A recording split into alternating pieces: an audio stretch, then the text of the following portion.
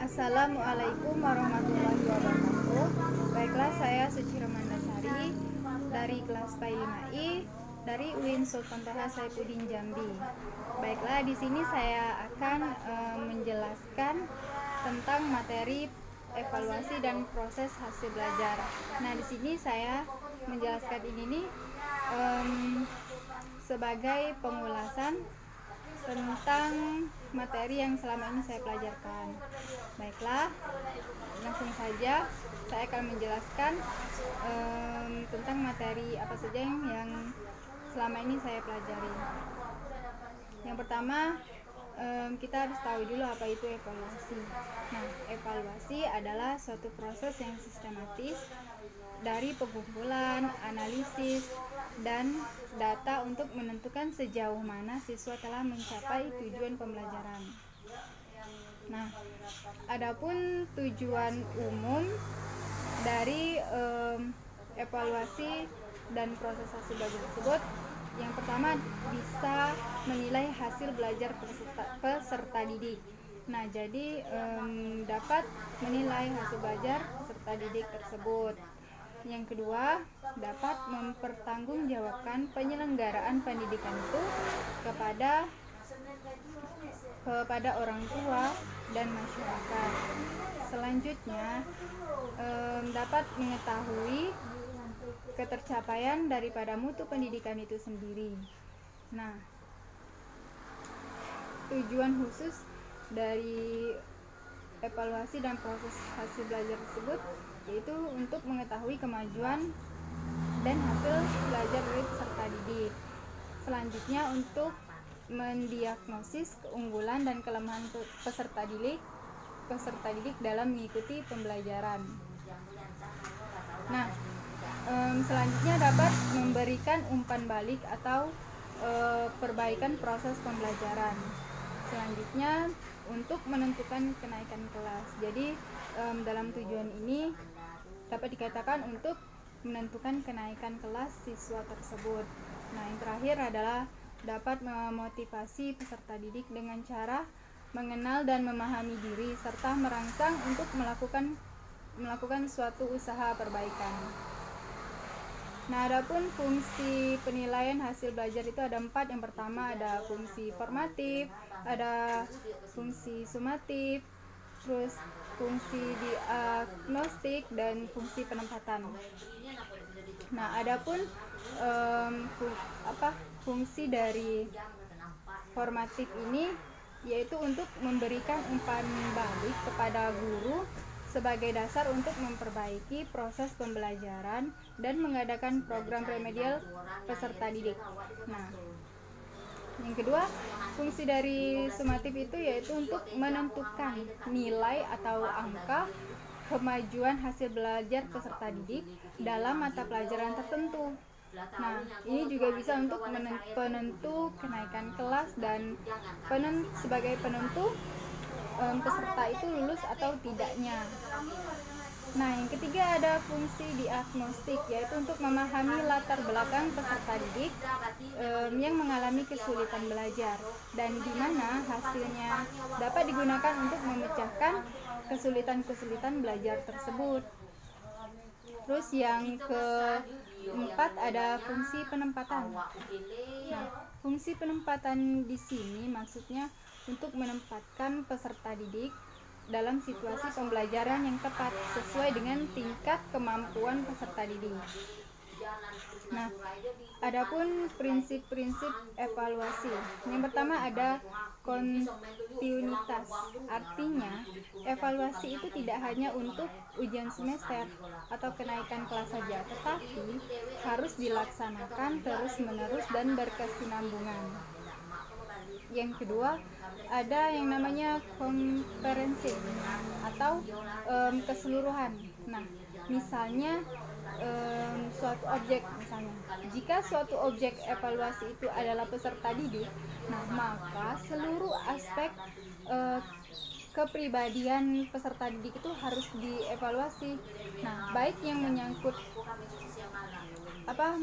kerajinan, keterampilan, ataupun tingkah laku.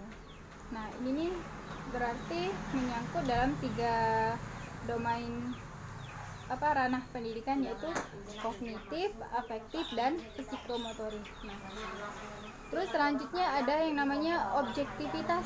Nah, maksudnya adalah melaksanakan evaluasi. Guru harus berlaku adil tanpa adanya pilih kasih.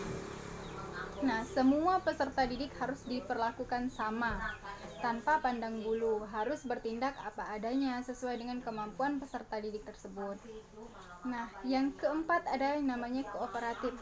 Artinya, dalam kegiatan evaluasi itu hendaknya bekerja sama dengan semua pihak, seperti orang tua, peserta didik, nah, sesama guru, kepala sekolah, dan termasuk dengan peserta didik itu sendiri. Nah, selanjutnya ada praktis. Nah, maksud praktis di sini yaitu mudah digunakan, baik bagi guru sendiri yang menyusun alat evaluasi maupun orang lain yang akan menggunakan alat tersebut. Terus yang adapun karakteristik instrumen evaluasi. Nah, yang pertama adalah valid. Maksudnya suatu instrumen dapat dikatakan valid jika betul-betul mengukur apa yang hendak diukur secara tepat. Nah, yang kedua ada reliable. Suatu instrumen dapat dikatakan reliable atau handal jika mempunyai hasil yang taat asas atau konsisten. Nah, yang ketiga harus relevan, yaitu harus sesuai dengan standar kompetensi, standar dasar, dan indikator yang telah ditetapkan. Nah, yang keempat adalah representatif. Artinya materi instrumen harus betul-betul mewakili seluruh materi yang disampaikan. Yang kelima adalah praktis, yaitu mudah digunakan. Selanjutnya adalah diskriminatif. Harus disusun sedemikian rupa sehingga dapat menunjukkan perbedaan-perbedaan yang sekecil apapun itu. Nah, yang selanjutnya adalah spesifik, disusun dan digunakan khusus untuk objek yang dievaluasi. Nah, yang terakhir adalah yang namanya proporsional. Harus memiliki tingkat kesulitan yang proporsional antara sulit, sedang, dan mudah. Nah, di sini adapun mengenai model-model evaluasi.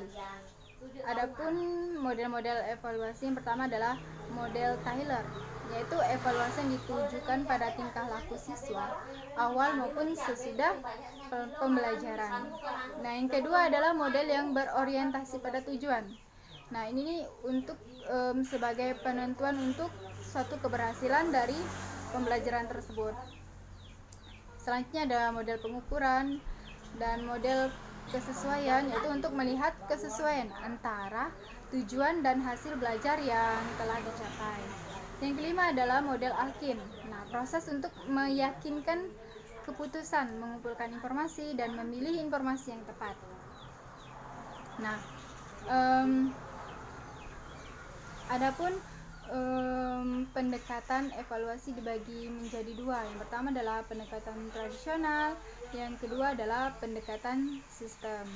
Nah, yang dimaksud dengan pendekatan tradisional yaitu yang berorientasi pada praktik evaluasi yang telah berjalan selama ini di sekolah, yaitu ditujukan hanya kepada perkembangan aspek intelektual peserta didik. Yang kedua ada namanya pendekatan sistem. Nah, pendekatan ini memfokuskan kepada komponen evaluasi yang meliputi komponen kebutuhan.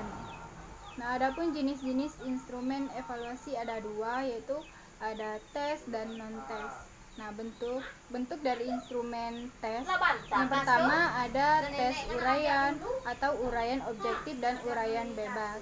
Yang kedua tes pilihan ganda. Nah, itu misalnya pertanyaan terus ada pilihannya itu A, B, C, D gitu. Nah, terus yang ketiga ada menjodohkan dan juga jawaban singkat, yaitu benar salah dan portofolio. Nah, adapun bentuk non-tes, yang pertama adalah wawancara, yang kedua angket, dan ada namanya observasi ataupun pengamatan. Nah, adapun kisi-kisi tes yaitu suatu format atau matriks yang memuat informasi yang dijadikan pedoman untuk menulis atau merakit tes. Nah, syarat-syarat dari kisi-kisi ini yang pertama itu harus mewakili isi kurikulum. Nah, yang kedua singkat dan jelas. Yang ketiga soal dapat disusun sesuai bentuk soal. Nah, adapun komponen dari kisi-kisi tersebut, yang pertama adalah identitas, terus kompetensi, materi pembelajaran, ada indikator soal, bentuk tes, dan juga nomor tes. Nah, adapun indikator soal itu yang pertama sebagai penanda atau indikasi pencapaian kompetensi. Nah, terus yang kedua menggunakan kata kerja operasional yang dapat diukur. Yang ketiga mengacu pada materi pembelajaran sesuai kompetensi. Nah, selanjutnya adapun langkah-langkah penyusunan tes. Yang pertama menentukan penentuan tujuan tes, menyusun kisi-kisi tes, selanjutnya penulisan soal, penelaan soal, perakitan soal menjadi perangkat tes, dan juga uji coba soal termasuk analisisnya. Terus ada juga bank soal. Selanjutnya langkah selanjutnya itu penyajian tes kepada peserta didik. Nah, yang terakhir ada namanya skorsing, yaitu pemeriksaan jawaban peserta didik tersebut. Nah, mungkin hanya itu yang bisa saya tangkap mengenai pembelajaran selama ini dari mata kuliah evaluasi dan prosesasi belajar. Lebih dan kurangnya saya mohon maaf. Wabillahi taufiq wal hidayah. Wassalamualaikum warahmatullahi wabarakatuh.